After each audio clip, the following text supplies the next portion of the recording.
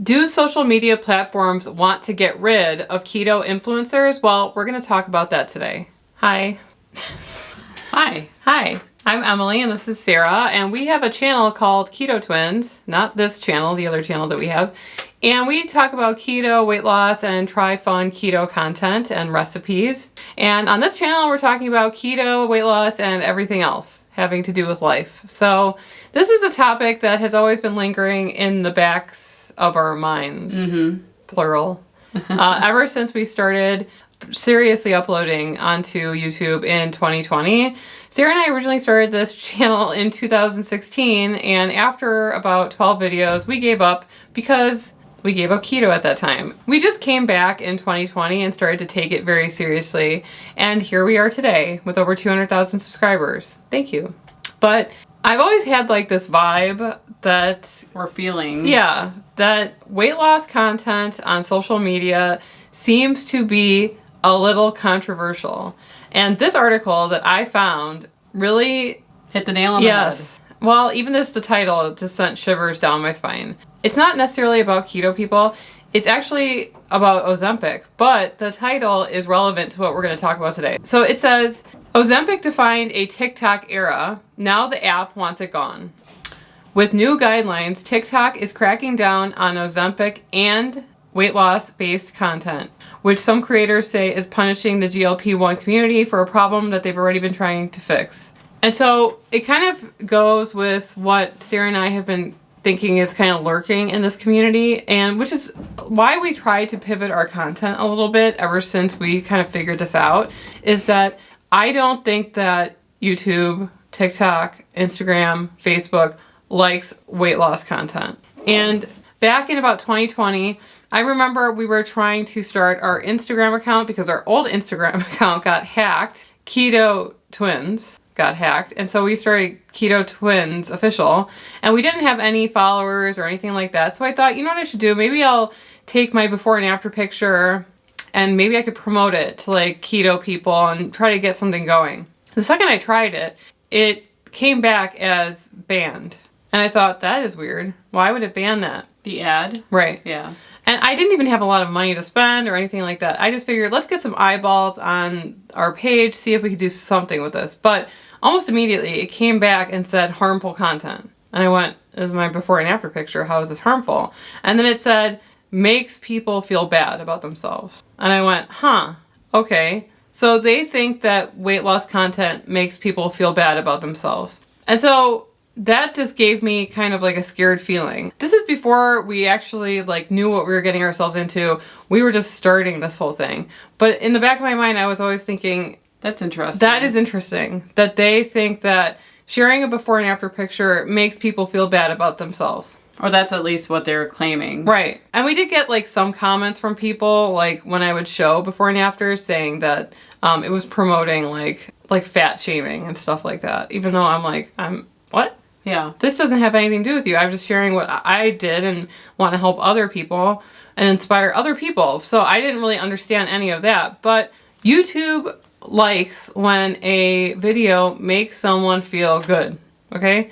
They'll deal with something like if it makes you feel engaged. They will like identify that and push that type of thing, which is why you can see a lot of like negative content. But they really like when someone is satisfied after they watch your content, meaning that they feel better. And so they do this by like sending out surveys and other things like that. But it makes me kind of concerned because we are in the keto niche, focused, on recipes, but that was intentional. Because Sarah and I are not medical professionals, and we just knew that this was coming. It's going to come for anybody that's claiming any kind of medical knowledge, health benefits, or anything from keto, unless you're a doctor, and it's probably going to say this person's a doctor or not. So that's why we started to pivot away from like talking about any kind of health benefits, because we just don't know. Like, we can tell you guys how we feel about keto, but we just felt like we weren't qualified at all. So we started to say, well, what could we do? Make recipes. And we barely know how to do that. So we started to try to create a catalog of us trying popular recipes and us trying like to create keto recipes out of other people's recipes, just because like we felt like that's like the lane that we could going, and that's where we are today. And it's also why we have not grown more than I think that we have, right? Because we don't create recipes most of the time, and we don't talk about like this is bad for you or do this and avoid these foods because they cause inflammation. All these things, all these claims, some of which might be true, but we don't have the right or the qualifications to say that anyway. So we're like in a sticky spot. We're stuck between a rock and a hard place with our content because we want it to be enjoyable, entertaining, but we want to do it in this niche. At the same time, we can't go do medical. certain things. Right. Yeah. And we can't and talk we about certain things. And we want to stay positive. That's the other thing about our content is that we want to make people laugh. We want people to feel good after watching us, even if it's at our expense. And a lot of other content on YouTube, TikTok, whatever, some of it's designed to make you angry or trigger you or to scare you or fear-based. Fear-based marketing or even like negative-based marketing. I don't know if you guys know this, but if you're on Facebook and one of the recipe like conglomerates, just call it like BuzzFeed or recipes, you'll see Tasty or whoever. Sometimes they'll just like post something random. It will typically be about the Kardashian family. And it will say Kim Kardashian. It has nothing to do with food, but they know that you're going to click on that and you're going to go, I don't care about Kim Kardashian. Why are you showing me this, right? Engagement. So you're engaging on their Facebook page negatively, which counts as engagement. So the next time Tasty posts a video about food, it's going to show up the first on your page, even though you commented negatively. And a lot of social media works like that too.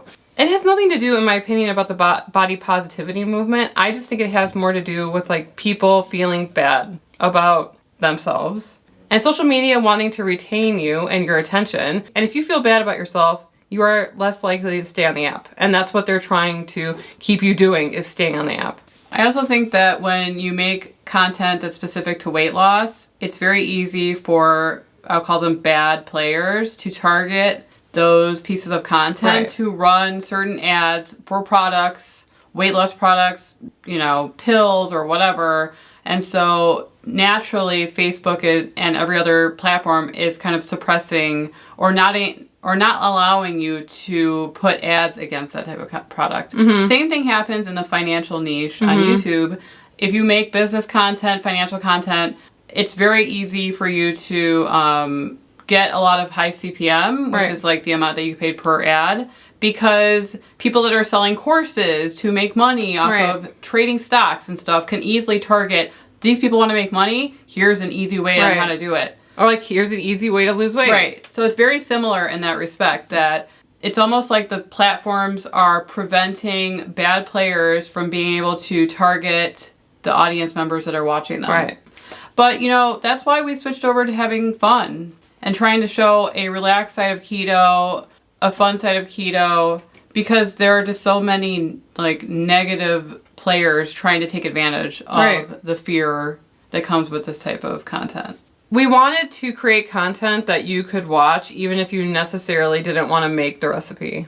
Right. That was always the hope, is that you watched it anyway because it was funny or comforting or whatever. You wanted to see us make a fool of ourselves or whatever the reason was. We wanted to create content that was easy to watch. Sarah and I were extremely inspired by the Bon Appetit channel. Yeah. Their content, if you look back 4 years ago, was just masterful in storytelling and funny moments and putting together a great video. I'm not saying that we're anywhere near the level of Bon Appetit, but I just would watch it, even though I was keto at the time, so I couldn't make anything that they were making on their channel. I could not make not one thing. And I never did make anything. I just wanted to watch it because I thought it was great content. And so we strive for that. Even if you are not keto, maybe you're low carb, maybe whatever, you watch it anyway. That was always the hope, is to create a community based around like our idea of what we think content should be. And that's something that you walk away feeling better or feeling that you laughed or something like that. And so we're kind of roped into this whole weight loss diet culture. And there is something to be said for creating this channel called Keto Twins and talking about keto and talking about weight loss. It's not like, it's like not our full personality. Like, that we talk about it all the time. You know what I mean? Like to talk about it constantly, and it's not that big. It's like really natural for us to eat keto, so it's not something that we're constantly talking about. A lot of people think that we like that we live, breathe, and preach. No, we don't. We don't preach keto to anybody. We live that lifestyle, and that's why we chose to do it. We chose to create this channel, but it's not like 100% of our mental energy goes towards this. It's like Emily and I wanted to create content within a specific niche. Right. And since, keto or low carb, we live it on a daily basis, it worked for us. We knew that we could make content about it for a very long time, if not ever. And we love keto and we live it. But it makes it very difficult as keto content creators to not be worried about the niche specifically. Because you are kind of moving towards a medical thing. Right. A little bit. And we are not trying to be that. We're trying to be something else. And so a lot of times people don't even know who we are because we are not easily like suggestible in the niche either. Because we are just trying to create like popular content in this realm of keto. But we're not like the typical keto influencers. So it's kind of hard for us to like find our way. And I've, been in talks with other, bigger creators than we are. And they've suggested, why don't you make content about things that you can't eat on keto or, seed oils, because this seems like everybody else is doing them and it's getting them a lot of views. And I said, we don't want to be a negative influence or have any type of fear related content because that's just not how we live, and we don't want our channel to be associated with that, because once you start making that content, it starts getting views. Generally, you try to create similar content because people expect it. Right. It's kind of like how the 2-ingredient and the 3-ingredient recipes really do a lot better than normal recipes. Because think about it, like people like the idea of that, but the more the audience clicks on that and proves that that concept works, the more that people are going to do it until it implodes on itself. But that's why we do it. That's why if you see like why we do like a pizza recipe once a month. Why? Because pizza's popular. It becomes a situation where you're talking about the same thing over and over again. Right. But also, we are content creators full time, and this is what we make a living off of. So we don't have a choice but to do what we think is going to work. Yeah. And to do that while steering away from the negative reinforcement thing is difficult. And so we try our best to have fun doing it. But if we were to go into this other realm of saying, this is bad for you, this is dangerous for you, this spikes your blood sugar, and blah, blah, blah, even if it's true, it would send us down a path where we would have to do that indefinitely. And so we don't want to do it. And that's not the way we live. So it would be very like hypocritical of us to tell our audience to test your blood and do all of this. Even if you do that, that's fine. I don't do it though. I'm not going to lie and say that we get offers for, sponsorships all the time for blood meters and all. I don't do it though. And so Sarah and I are very much like, I don't know if it's like a moral compass or whatever. It's like, I have to like the product. I have to use the product for a long time. I have to stand behind this if I'm going to put it on our channel. We're very serious about that. And so if we go into this medical stuff, there's like... It's hard to turn away. It's hard to turn away from it. Right. Because the negative stuff does get way more views than the positive stuff. And, I don't know. It's kind of being like trying to stay upbeat, trying to stay positive, try to be like funny about this thing. We're trying to make it like lighthearted to live this lifestyle. We don't think it has to be like this obsession where you're... unless you're doing it for some kind of like medical need, that's great. But like, we don't have to do that. And so we don't. And then there's always this cloud looming. Like if we were to decide to go that direction of them saying that this content makes people feel bad or it's negative or you don't have the qualifications to talk about this subject. And then we're done because YouTube or TikTok or whatever platform decides that your content is not making people feel good or it's spreading misinformation or whatever. So, yeah. I mean, I bet you the home design people don't have to deal with this, but we could never be in that niche. Yeah, so, no.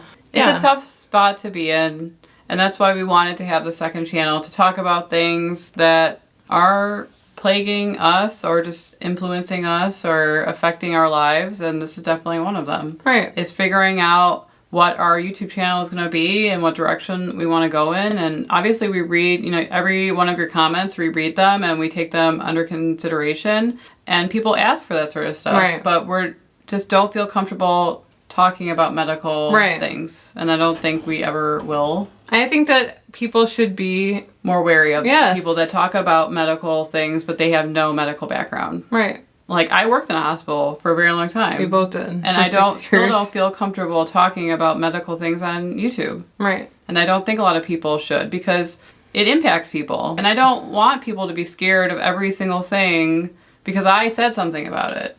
It's just... We just want to make fun content, period. I don't want the responsibility of, like, shifting people either way into thinking something is bad. You can come to those conclusions elsewhere. Well, I think that just being keto in general is better than, how I was eating. Right. 100%. 10 years ago when I was just eating whatever I wanted all the time. So I'm going to feel like I'm making a better decision, even if it's not 100%, the cleanest way that I could do it. But I would say if you're on Facebook or on Instagram, how often do you see anything having to do with weight loss? Never.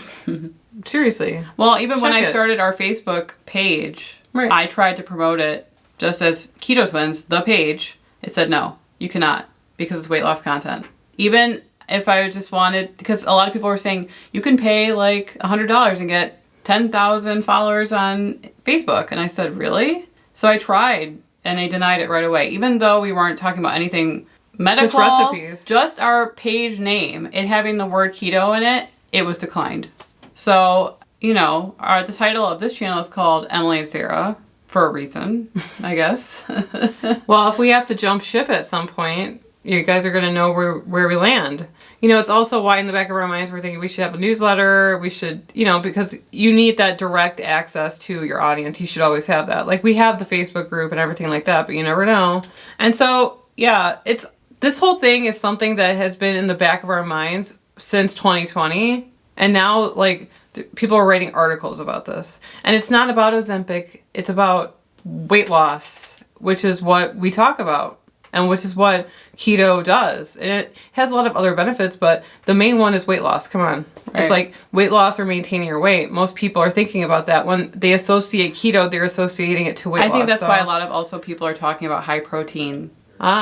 It's a way to skirt that, because I don't think that has been calculated under the weight loss. Probably. Calorie deficit, no. Calorie deficit maybe. But keto, low carb, Atkins, whatever. High protein is a way to say that you're doing something. Less carbs, but higher protein. And it's not been tagged as that yet. It will be probably. So that's why a lot of people, I think, are branching out to high protein recipes.